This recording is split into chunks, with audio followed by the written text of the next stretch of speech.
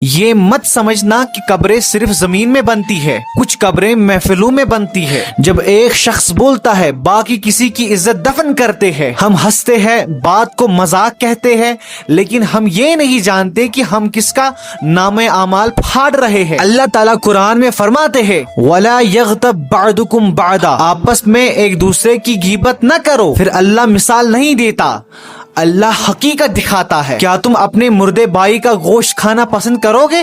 This is not purity, this is your reflection. ذرا سوچو، وہ زندہ ہے، سانس لے رہا ہے، لیکن تم اسے لفظوں سے مردہ بنا چکے ہو۔ نبی کریم صلی اللہ تعالی علیہ وآلہ وسلم نے فرمایا غیبت یہ ہے کہ تم اپنے بھائی کا وہ ذکر کرو جو اسے ناپسند ہو۔ پوچھا گیا اگر وہ بات اس میں ہو؟ فرمایا تب بھی غیبت ہے۔ پوچھا گیا اور اگر نہ ہو؟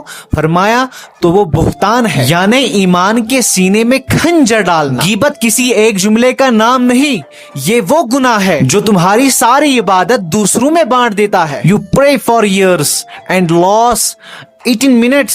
اب نصیحت سنو میرے بھائی اور بہنوں، اگر تم واقعی اللہ سے ملنا چاہتے ہو تو لوگوں کی عزت کو کھیلنا چھوڑ دو۔ اگر محفل میں کسی غیر حاضر کا ذکر ہو تو یاد رکھو خاموشی کمزوری نہیں، نجات ہے۔ Silence saves what words destroy۔ آج زبان روک لو، کیونکہ کل یہی زبان یا تو شفاعت کرے گی یا آپ کے خلاف کھڑی ہوگی۔